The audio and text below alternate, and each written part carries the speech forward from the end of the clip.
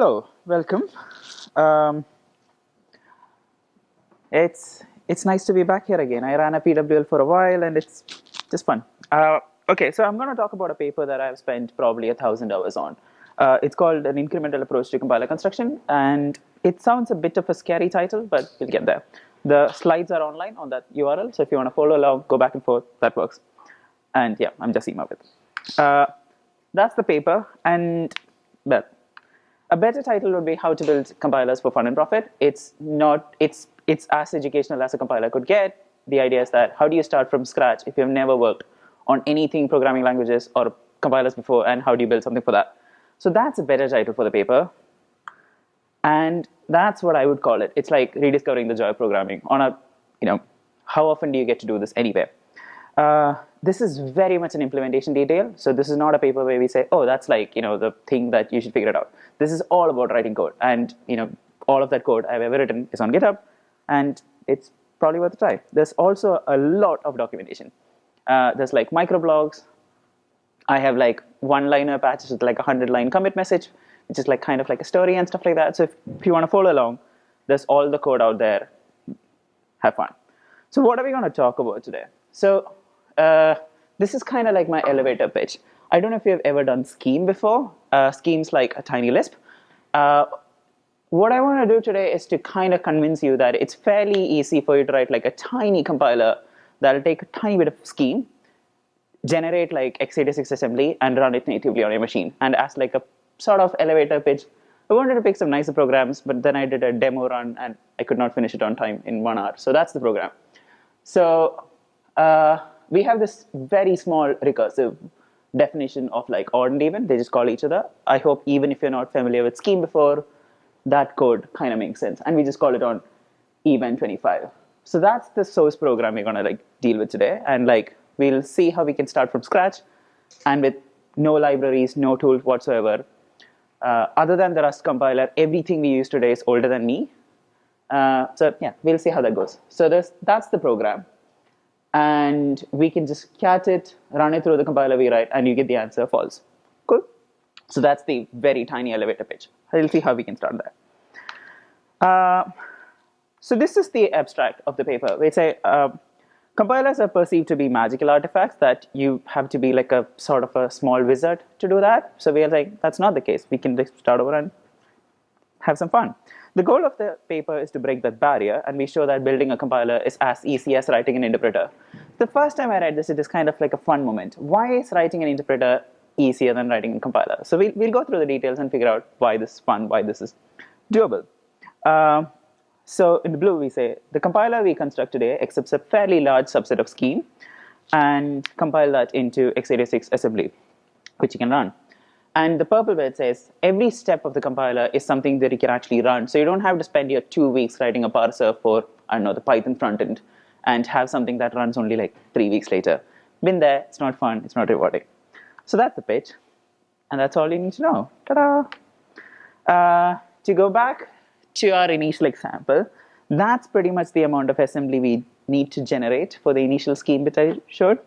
It's actually fairly readable. It's only about 30 lines of code sort of thing. And you can actually look at that and say, there's an init function in there. You can see the definition of even. There's a bit of comments and whatnot. So it's not hard to read. So I'm just like setting the stage here. What are we trying to do today, and how do we deal with that sort of thing? This is like kind of an elevator pitch before I jump into details.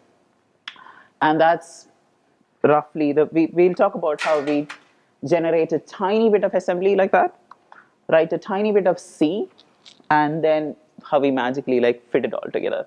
So there's a lot of Scheme, Rust, C, and assembly. I hope you're familiar with at least a few of those, but even otherwise, it's okay.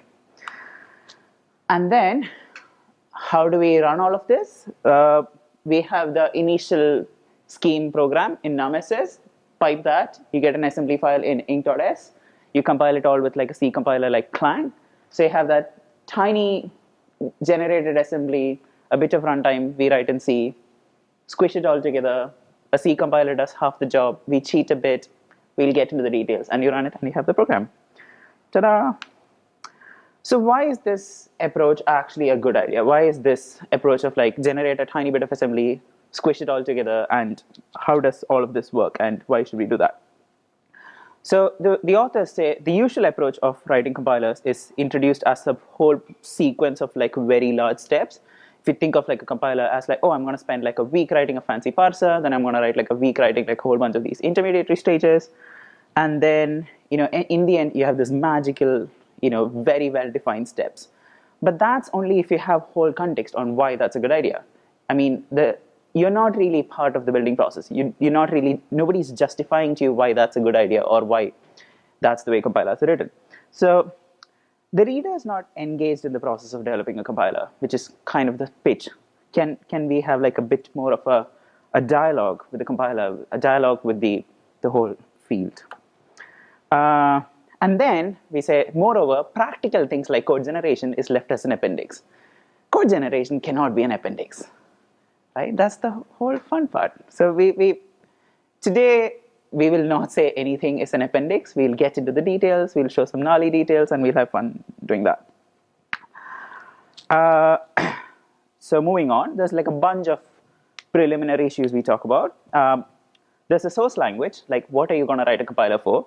There's a implementation language, what language are you going to write this whole thing in? And there's also a target architecture, like what are you going to compile this to? And there's also a note about the target audience. You are expected to know a little bit about how all of this, how machines work, but not really much. You'll be fine. The source language in the paper is Scheme. Any prior experience writing any kind of Lisp? The only practical advantage of picking Scheme as your source language is that it's fairly easy to write a parser, because there's no complexity in the front-end syntax. If you pick the very rudimentary bit of Scheme, you can probably write a parser for it with just a little bit of like string hacks, and you'll be fine. So that's why we pick, I know it's false, but when you begin, it's a good idea. You can just, rather than deal with the complexity of like some fairly complex front-end grammar, like let's say Scala, you pick something very simple. So we pick Scheme as the front-end language. I do the same. The implementation language, the authors say Scheme's a good idea, because if you have them as the same, you can write a Scheme compiler in Scheme, and it's kind of fun. So I did this for a while. I really like types. The Scheme I was writing is not typed, so I rewrote all that in Racket. Then I didn't really write Racket. I rewrote all that in Rust. So the examples today is in Rust, but feel free to pick yours. It really doesn't matter. Then you need to pick like a target architecture. What are you going to compile that's down to?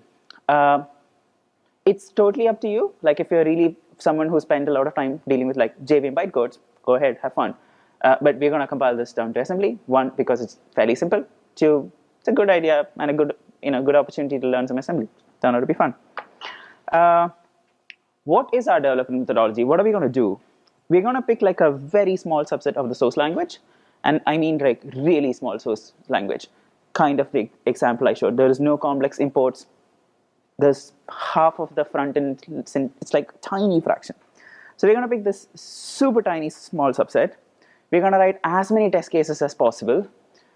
Maybe I shouldn't say this publicly. I work for a bank. This is like 100 times more well-tested than the bank. The last time I checked, there's about 460 odd tests in this. Yeah, we'll come back to that. So we're going to write a compiler that accepts this expression as the input language and generate the least amount of assembly that's required to make this work. Once that works, once we make sure that the compiler is actually functional, we're going to just refactor it, clean it up based on the tests that actually work. Sounds a bit like preaching. This sounds a bit like TDD, but I'll probably convince you that I have enough tests in there. And then once it happens, jump back to one, make your source language slightly bigger. That's the plan. I forgot to highlight that. But the beauty of this approach is that a fully working compiler for a given subset is always working. You don't have to wait 4 hours for something runnable. And I hope it actually encourages some of you to write some code. All right. So the paper gives you 24 steps from 0 to a reasonable subset of scheme that actually works. I will not have time for all 24 today. It's very, very, very unlikely. I'd be happy if I managed to go through 5 or 6 today, but I have slides up to 8. It's unlikely that I'll actually get 8. And the first step is always the hardest. Convincing you to actually open up an editor and type is the hardest part. Everything else is easy. All good? Any questions at this point? And with that note, we're going to actually start. There's a fair bit of code, and if you can't really read one step and make sense of it, it might be harder to follow along. So feel free to interrupt, ask questions, we're fine. I have definitely asked stupider questions than you can ever imagine in meetups and conferences, so we'll be fine. So we'll start. Step one is to write integers. So we're going to write a compiler that takes one number as the input, nothing else. Just it's going to be input is going to be 5 or 6 or 32, like that. And then we're going to generate a tiny bit of assembly that's going to give you a binary that's going to just exit 32 or print 32. That's it. And that should be a fairly small subset. Anyone who's written a fair bit of programming can do, and we'll show you how. But let's assume you have never written any assembly before, because who writes assembly these days? And you don't really know how. I do too. Nice to see. I'm not the only one. Great. But we don't really know how you can actually write assembly, for this. So how do we do that? We just ask another compiler that can do this, which is a C compiler. So what we're going to do is to write the tiniest amount of C possible, and that's that. So we can write like a tiny function called init that returns U42. What is the equivalent assembly for this? Anyone? Okay, no, but that's fine. This is actually a good thing. I'm actually glad that none of you said I know the answer, because there is one way we can easily figure it out. We can ask the C compiler how you do this. It's actually surprisingly nice. So pick your favorite, GCC or Clang. So what that first line is going to do is, so this program is called num.c. You ask GCC to MASM Intel tells you dump the assembly in Intel syntax. M64 says just give me 64-bit code as yeah. I'm like we'll get there. We'll definitely get there. It's a good question. Thanks for reminding me.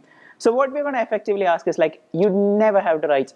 You probably don't have to read an assembly manual to go up until maybe step 5 in this paper. I'm sort of pitching that this is doable. So GCC is the compiler we pick. Pick any, pick Clang, pick GCC, and you'll be fine. MASM Intel tells you dump the assembly in the Intel format. There's Intel and AT&T. Intel slightly readable. Pick your favorite. M64 says preferably give me 64-bit code. It makes no difference here, but it'll make it significantly easier for us to write the code because we don't have to deal with parity bits. The two other arguments, omit frame pointer and don't deal with asynchronous unwind tables, just makes the assembly readable, but it does not matter at this point. -C tells you that just give me an object that does not have a main function in it, because this does not even have a main. If you try to compile it, C is going to tell you there's no main.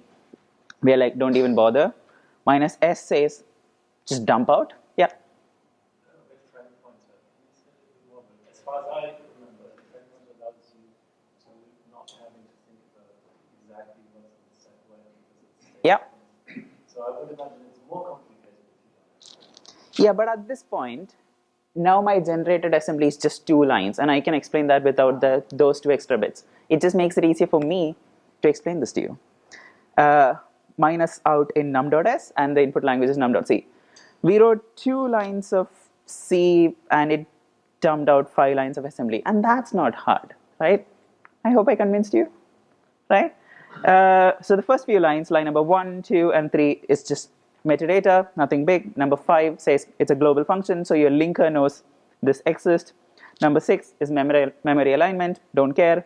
Number 7 tells you it's a function, and that's named _in it. Mac decided to add that for some reason. If you run this on Linux, you won't get the underscore. Line number 8 and 9 is all that matters. So a return 42 in the world of assembly became move the value 42 into this register called EAX and return it. That's not hard, right?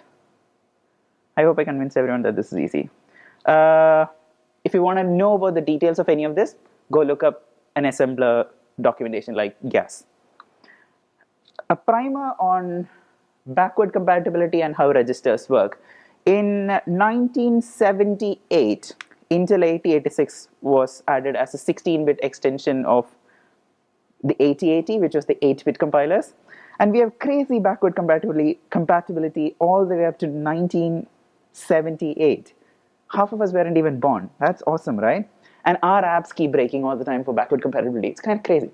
Uh, so those machines had a bunch of registers called A, B, C, D, whatever. AX is what you would call a 16-bit register. The two halves of that, the high bit and the low bit, was AH and AL. At some point, they decided to make 32-bit machines and maintain the backward compatibility, so it extended to EAX. And then some point, we made 64-bit machines, and they became RAX. Now, going back to the example, even though we asked the compiler to give us 64-bit code, it used EAX, because for the number 42, it really doesn't matter. Maybe the compiler knows that it's slightly more efficient to move this into EAX and not bother with the 32-bit high order.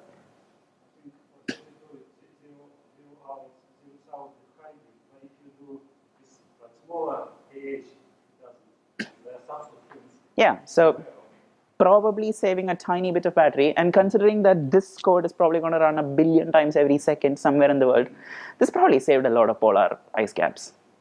So yeah. So moving ahead, that's how registers work, and that's practically all we need to know at this point to make progress. So, would it be better if it moved it to AX? Does that make a difference? Maybe. Would be larger because the actual prefix byte is 16-bit. There you got your answer. It wouldn't zero the top 48 bits. It only does that for All right. And now what we're going to do is, if that's your program, you can effectively generate that much assembly, right? And it says generating this file from scheme is straightforward. And there is the example for that. It's like define compile program. It takes X as an argument. That emit line is basically string formatting, and it returns. Cool? And now I have my question of the day, interlude 1. Oh yeah, that's the AT&T syntax. So just deal with me. Yeah, it's the AT&T syntax. The paper is an AT&T syntax. Oh, damn, all my examples are in Intel. Why did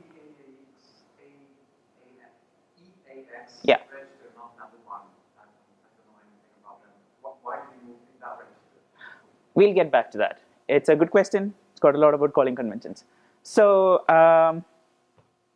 at this point, I have my first question. Is this a compiler yet?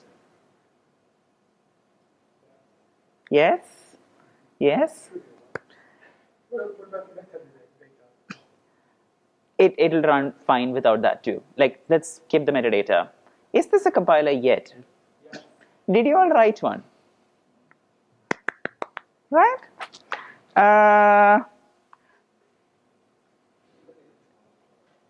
The goal of the authors, at least the excitement the authors want to give you, is that this is one, and if you just do this sufficiently, if you do this 24 times with slightly larger and larger input and slightly larger and larger output, you would have something functional. And the idea is that you can actually go do this, and pretty much anyone who's done a fair bit of programming can do this, and you would have something that actually works in like 15 minutes of actually hacking, which is great. And that's the excitement, that's the joy of it. I was talking to him about like the what and why of programming and the what and why of every paper. The what of the paper is fairly, well known. You can write a compiler. The why of the paper is this kind of a joy that you don't really have to spend so much time for some amount of instant gratification. So let's hold on to that feeling and continue ahead.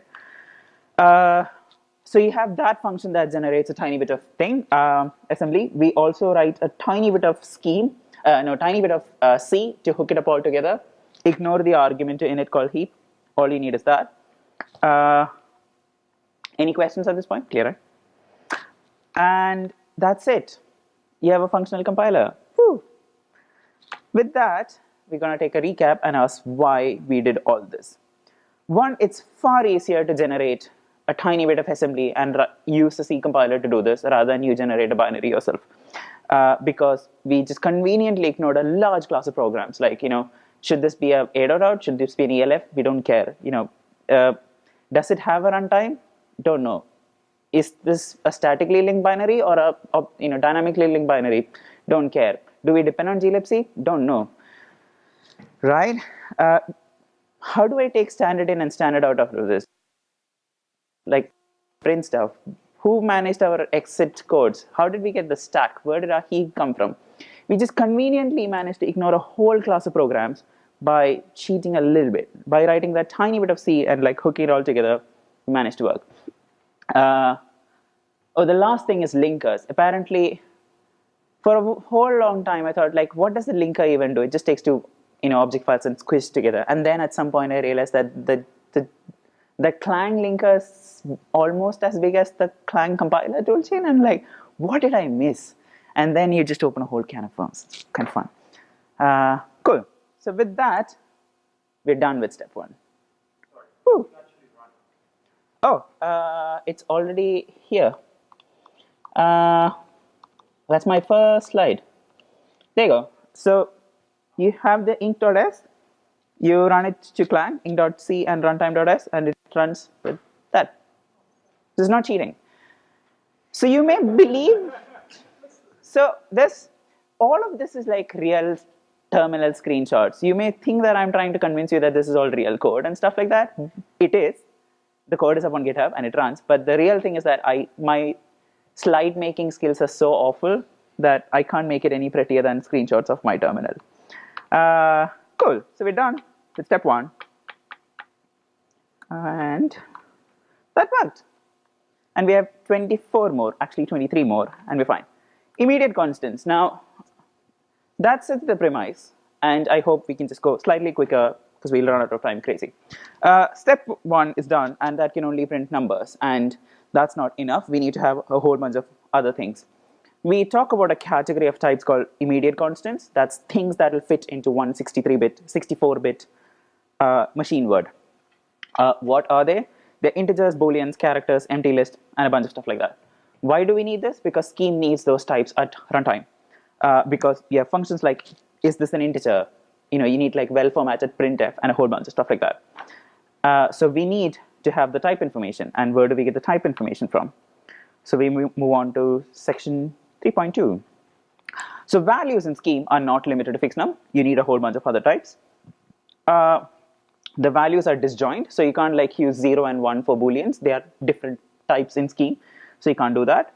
You also need to figure out different strings. The types must be available at runtime because a whole bunch of functions depend on them. One way of encoding this is to it's actually a pretty nice hack, is to use the low order bits in the actual number to represent a type. It's actually fun. Let's see how we do that. That's the Rust implementation of this. What we're going to do is like take a 64-bit number and just use the low order 3 bits to represent the types. That's it. It turns out to be super efficient. For all the types other than numbers, you get effectively the same. You don't lose any information. You have insane performance. You have no need for like a runtime lookup into a type table or anything like that. It works, and you can implement that in like 5 lines of Rust. So what you're going to do is to take the value, shift it by 3 bits, and then put like a low order tag though. And you say numbers are 0, booleans 1, character 2, like that. Make sense? Cool. So remember your bit fiddling. It'll work for everything other than numbers. So we don't have 64-bit numbers. We only have 61-bit numbers, which is fine. Totally fine. Apparently, this is not a rare operation. This is probably why I have 62-bit JavaScript numbers, 63-bit Ruby numbers. Wouldn't it make more sense to kind of, if you have a 0 at the end, then it's always a number? Yeah, that's what we have now. So we use the... Not really, right? Because right now, for example, 2 in binary would be 1, 0, right? So if the low 3 bits are 0, it's a number. If it's 0, 0, 1, it's a boolean. If the low order bits are 2, it's that. So you can represent up to 8 types, which works. We can take it offline. This is probably the simplest way you can implement like runtime types anyway. Feel free to come up with something too, right? So now we have runtime types, and how do we? So we write. So we call this whole model immediate representation. So you have Scheme values, and you have a way of converting this into immediate representation, and that's written in Rust, and the other way around is written in C because that's part of your runtime. And that's a print function. So these functions are sort of inverses of each other. So on one side, you shift it and you actually do a Boolean OR and you get the value. On the other side, you actually mask it and see what is the base. And that's a very simple C function to just see, is that, yeah, just mask it and check if the tag matches. And voila, we have runtime types. We're done with step 2. Convinced that this works? So now you have a compiler that can print all primitive types. And we move on to step 3, where we say, now we extend this to deal with a whole bunch of primitive functions. So you can actually, rather than just have values, you can actually do functions that deal with like small operations. And the examples are like add 1 and subtract 1, so increment and decrement. There are no surprises here. And the way we implement this is to evaluate the value and inline a bit of function definition for this. And the way we work is that, okay, so this only works for functions that accept one word as an argument. So an examples would be increment, decrement, type conversions, integer to character, character to integer, all sorts of type conversions. The predicate functions like 0, null p, and stuff like that. This is one place where you also get an insight. So the generated language at this point have no notion of functions, but our source language does have a notion of function. So if we have like a scheme program that is like function lambda x plus 1, the compiled version won't even have a function in it. So possibly the tiniest, most unsophisticated compiler in the world managed to inline something. Isn't that kind of fun? Isn't that kind of like a good insight? And now every sensible compiler in the world is going to inline that for you. So you can write functional programs and they're not going to be very slow. So there you go. Yeah, so please don't write shitty Go. Moving on, we have binary primitives. Binary primitives are far more usable because at this point we can do a lot of math. We have a sort of usable calculator at this point that is slightly smarter than a calculator. So you can do all math. You can also do like a whole bunch of comparison operators. You can get fairly far ahead with a binary primitive. Again, no surprises here. You take the first argument, you evaluate it, you already know how to do that. Take the second argument, you evaluate it, you already know how to do that. And then you just inline the body of the function. So you basically just encode all of your primitives as like a few steps of assembly. And at this point, we also need to have a notion of where do I store those two intermediary values, and for that we need to have stacks. And with that, we move on to step 5. At this point, we can actually take a break and talk about some of the bits though. How would you actually implement local variables? I think I have an example at this point. Oh yeah, that's the example. So in the top, I have a program which is let a equal to 1, let b equal to 2, and the result is a plus b. Cool? That is an example. So we have talked a bit about it, and we'll also talk more code at this point. And that compiles to those 15 lines of assembly. Take a moment, look at it, and see if it actually makes sense, right? A lot of the scheme will match to the generated assembly, like line by line. I was hoping that I would have the slides are online, so yeah. Even if you've never seen any of this before, at least some of that's going to match. I was going to hopefully like add like, the Godbolt style, same colors for mats and stuff like that. I'm like, it's not really necessary. At this point, we need to talk about how stacks work, because that's how we deal with it. On x86, you get a stack for free. It's the only weird thing about it is that it's an inverted stack. So you have a high address on top, and the addresses just go smaller as you go down. So you have like an address like 8000, and it's going to be like -8, -16, -32, like that. So the way you allocate space on stack is to say base pointer equal to base pointer plus a number, minus a number. And the way you free memory is to say my base pointer is base pointer plus a number. So the way you allocate, you don't need a complex memory allocator or a garbage collector or anything. You just increment a number and decrement a number, and you get memory allocation for free. Not really, because the kernel might kill you. But it works. For a reasonably large set of programs, you can write this code assuming your allocation will always succeed, because you have a guarantee of the minimum size of the stack the kernel is going to give you. So you can actually have a fairly large number of local variables, and it works. Kind of fun, right? kind of fun to think about how this works. So we'll come back to the original program here again.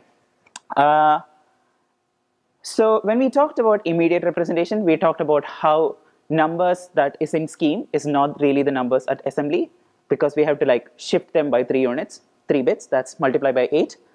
And because the runtime tag for numbers is 0, all you have to do is like input program says a equal to 1, b equal to 2. So the runtime representation of a is 8, because multiplied by 8. The runtime representation of 2 is 16, right? In line number 9, we say RBP is your base pointer. That's how far of the stack you have used. It's some number. It's like an arbitrary pointer somewhere in memory. Let's say the value is 8,000. So line number 9 means take the base pointer, subtract that by 8, and write the value there. So you have effectively allocated memory for a local variable and written value there. And then you do the same again. RBP minus 16 tells you another memory location, and you write 16 there. So now we have both of those. And the way you implement the plus is one operation in line number 14. So you're kind of like mapping your high-level language into just what hardware can do. Sort of? Yeah?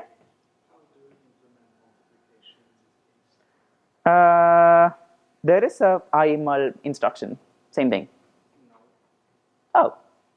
I mean, you have this instruction, but including the multiplication is a sense of your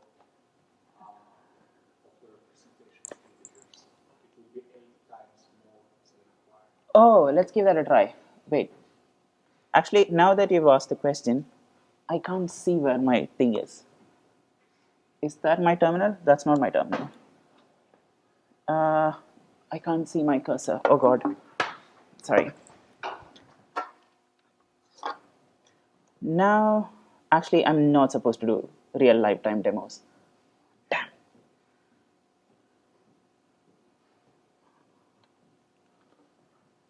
Okay. Yeah, I actually have to make my displays mirror because I can't see what I'm typing. Oh yeah.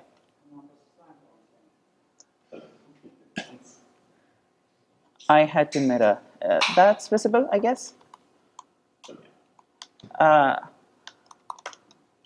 So you're effectively asking for this, and the way we run that is cargo run minus q. That's what you'd get for multiplication, and that'll give you 2. Okay. That's actually a live demo that worked, and I'm surprised that it worked.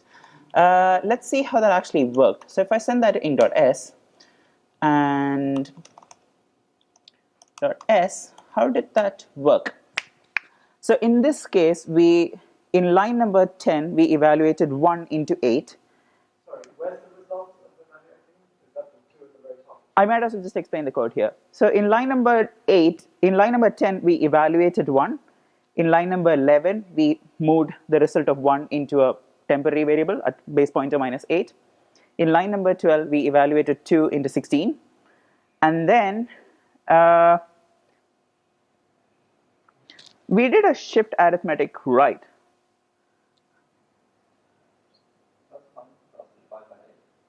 Yeah. I don't know why that SAR is there, but in line number 14, we actually managed. Oh, right, it makes sense because, cool. Now I remember this. So when you add 2 numbers, sorry, that actually put. That's exactly what I was asking about. If you're doing right. Right. So if you have like 2 numbers and they're both bit shifted by 3, you can just add them. So 8 plus 16 gives you the runtime representation of that. But when you multiply, you can't do that because you have to like bit shift one of them back, and that's what that.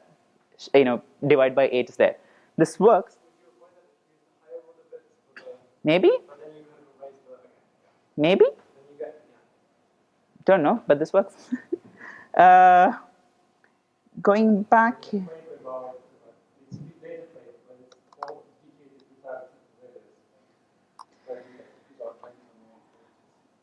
Nobody said this isn't a big hack.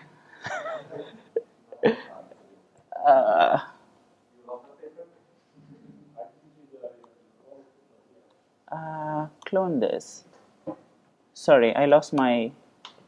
Where is my presentation? Did I get that wrong? Do you actually have tests for that? Yes. Loads. Oh crap. Cargo. Yeah. Well. So there's probably a few hundred quick check tests running because it just generates a whole bunch of random things, and there's also a whole bunch of like. So the first one's a unit test, and Rust is really fast, and it completes. And for the implementation test, it's basically generating assembly bits, compiling that with Clang, and then comparing that with the output. So that's actually running a few thousand tiny processes on my machine. And I'm actually surprised how fast Clang is these days. God, I'm. Basically, right there, motivation, the high level language is very Yeah. The way that works would be. No. That's, yeah, you just have a whole bunch of tests like that. There's probably a multiplication test somewhere. There's also like a quick check for dealing with reminders and stuff like that. Sorry, what are you quick checking? Arithmetic. So all you need at this point, if you remember, we are in step 5. You have local variables, you have binary functions, you have unary functions, you have a stack that sort of works. There's no safety checks whatsoever, but you have some guarantee about the underlying runtime. Interlude number 2. One of the nice things you learn out of this is kind of good old systems programming, which you never get to do at work these days. Like, how often do you have to like bit fiddle, like, how often do you care about like 16 bytes of your stack? That I've spent weeks optimizing those 8 bytes because the generated assembly is not the most optimized assembly you can deal with. I don't know. So I work 4 days a week, and on the 5th day I shave off like 8 bytes and like 4 bits from my programs, while the 4 days I deal with like R8 4x large instances at work, which cost. I run servers that's more expensive than my salary, so it's good to have that stretch bound. So yeah.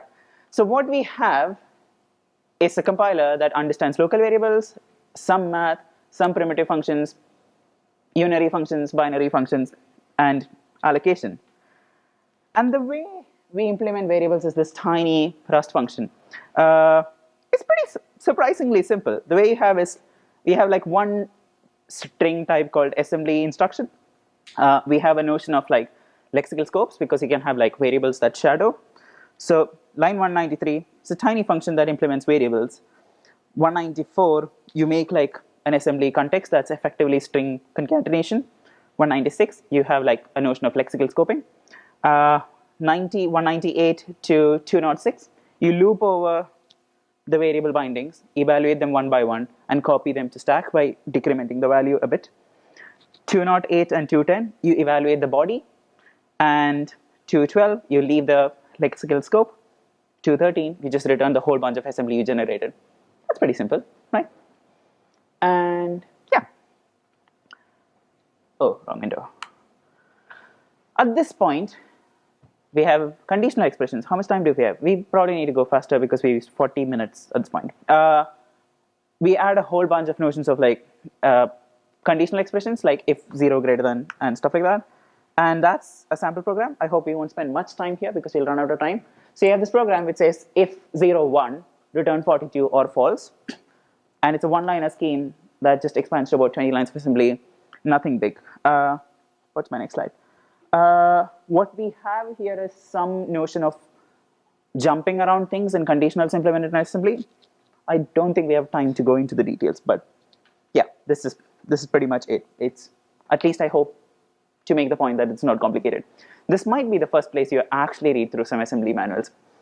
But yeah, fun. And the code that generates all that is even smaller. Actually, this is far more readable. So the way you jump and all sorts of branching predicates in assembly work is that you just have jump labels. It's gotos, nothing more fancier than that.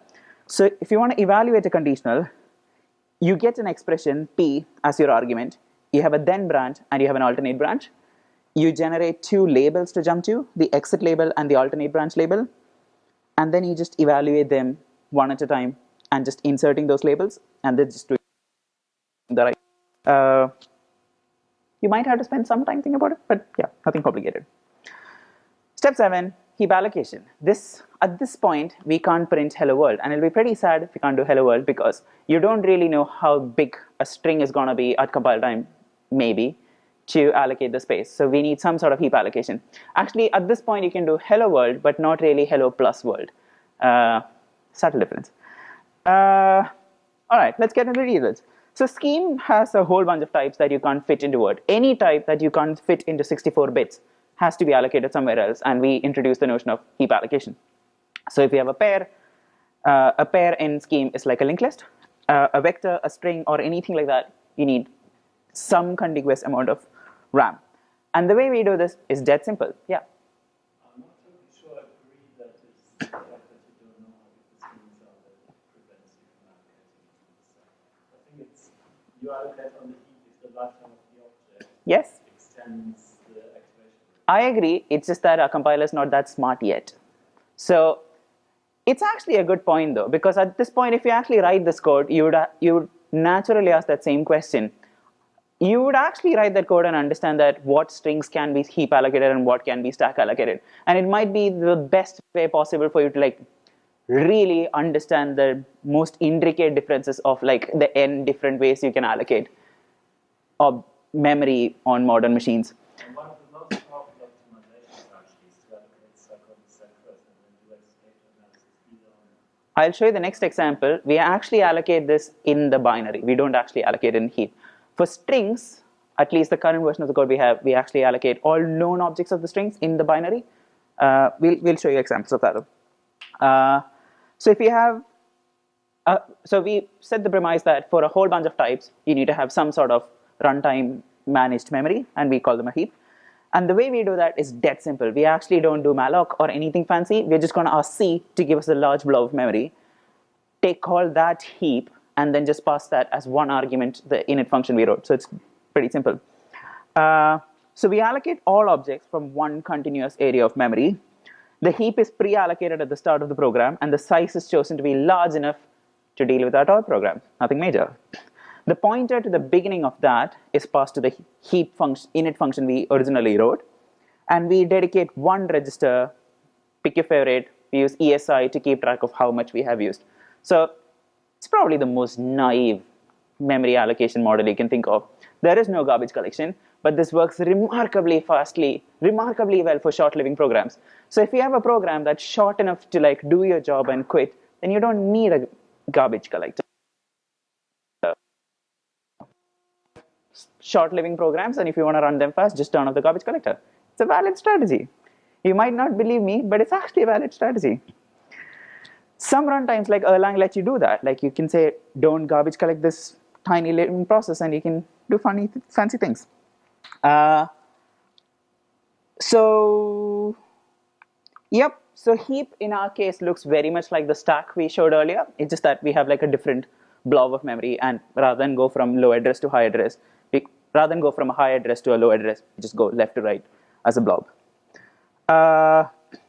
And for this to work, you again need to like differentiate between like immediate values and like a pointer, and we again like allocate the low 3-order bits for some.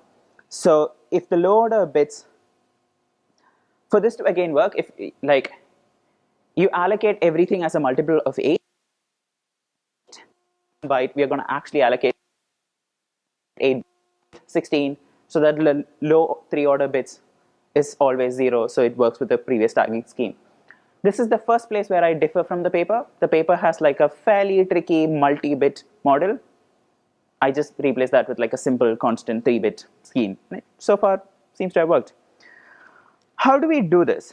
The way you would actually allocate a program like const 1020. Const 1020 is the scheme way of like making like a linked list with 10 as the head and 20 as the tail. So we have also, this is the 32-bit version. This is also the AT&T version, but bear with me. You take 10, you multiply that by 4 in the paper, but 8 in our case, and move that into ESI. You evaluate 20 and move that into an address 4 bits afterwards. So now you have a heap, and at the first point you have written 40, and the next point you have written 80, and that's all you practically need. And you also have to take an address to that and tag that with the type of the object you're writing. So in this case, that or1 tells you that this is actually a heap pair in heap.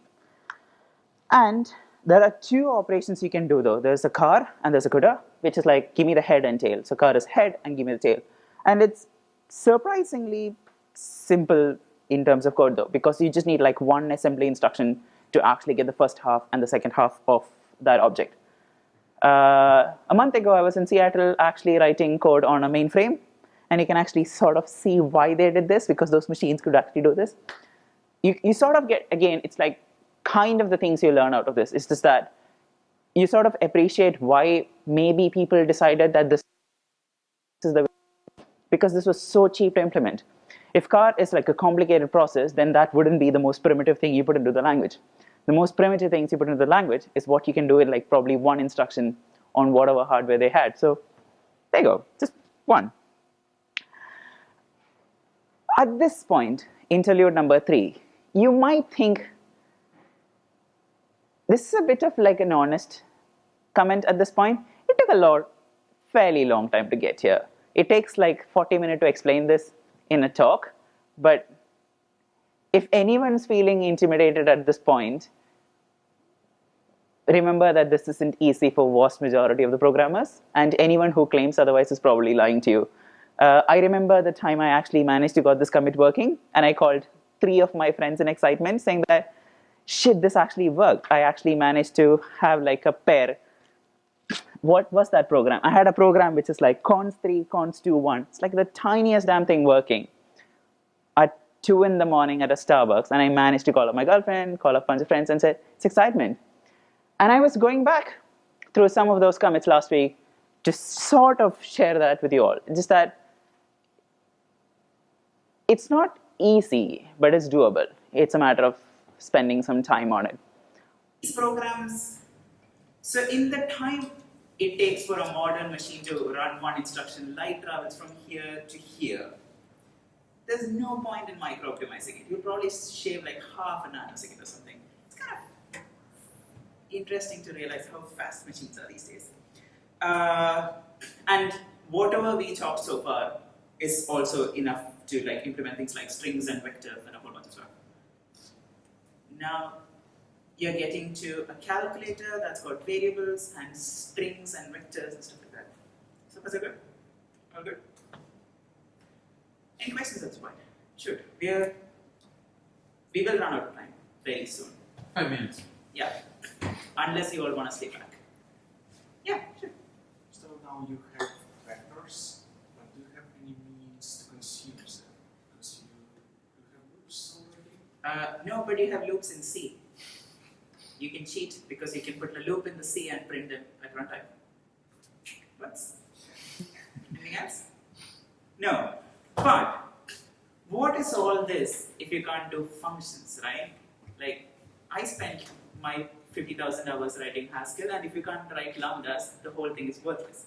So we're going to talk about procedure calls. And we're sort of out of time, so I'm tempted to leave this as like an exercise to the reader sort of thing. I hope I convince you to go read the paper at some point. But some warnings. Implementation of procedures and procedure calls are perhaps the hardest aspect of constructing compiler. This is where you have to like really spend your brain cells burning. This is also the thing that convinced me to only work 4 days and not 5 days. So the reason for the hard part of implementing lambdas or functions in like a higher order, in a functional language, is that the term lambda is so heavily overloaded. Like functions do so much more in a functional language. First of all, a lambda captures all the variable, things around it. So it has a notion of like lexical scope, and like I just managed to capture a whole bunch of stuff. You have to think about like free variables, and you have to allocate like closure objects in like heap maybe. So there's the complexity of that. Second, a lambda constructs a closure object that can be passed around. So if you were to think of higher order functions, you have to think of that at some point. Third, the notion of procedure calls and like parameter passing needs to be introduced at this point. So Renzo asked why EAX? It's just a convention. So you have like a billion ways of like doing argument passing in and out of assembly functions. It's just that we have a bunch of well-known conventions that tell you how to do that. Because assembly does not have function arguments and returns, it's just a bunch of global variables. And as long as the caller and the callee agree on this, we are sorted. And this is also the place where the sub-project inside the sub-project inside the sub-project is like a PhD thesis, because optimal register allocation is an NP-hard problem, and I spent a few hundred hours on that, and I still don't have a decent implementation. The paper says, do an incremental approach to compile a construction for this subset, and all the things I talked about, like doing one tiny thing at a time, do it again, but only for this step. And that's the patch. Again, my final slide of the day, it said that this patch probably needed more work than the rest of the project combined. So if you look at the date, it said 20th September 2017 is when I managed to get this step working. And that patch is from 6th October. So it took 2 weeks of calling up friends at 2 in the night. At this point, it said we have like a top level function. So you have like the simplest C-style functions. No free variables. It takes a bunch of arguments. It returns one value. Simple C-style pure functions. 150 lines of back then scheme. Exercise for the data. I don't think we have time, but I'm happy to stay back and talk about it. And final thoughts. This is the why of it. This is my final parting words on why or how I try to convince you that this is a good idea. Or why would you talk to yourself like this, Jaseem? It's intellectually rewarding. It's not the kind of problems that at least I get to think about at work. I babysit servers. This is how you get to understand the true cost of a whole bunch of high-level constructs. It's a way of like, oh, that thing can be inline. You understand the true cost of like, how much code do you have to write to like really do tail call optimizations? And you'll be like kind of disappointed that so many modern compilers don't do that, because it's so dead simple to do that for the basic primitive case. Kind of disappointed in Go, for example. It's understanding what compilers can and cannot do trivially. At least you have an appreciation for like, for example, Erlang does mutual tail call optimization. It's kind of hard to do that. And you're like, I'm impressed, sort of thing. You get a sense of like, I'm impressed, and like, shit, I'm so disappointed when you look at high-level languages like this. It's nice to have that perspective. You really get to understand memory management and how modern runtimes work, or the gory details of memory management on Linux, which is really hard, but this is a good way to begin. Rust is pure fun. The only thing I liked before this is Haskell. I thought everything else is shit. Now I think Rust is also fun. Everything else is shit. Systems programming is fun, because these days I'll rather write assembly than Go.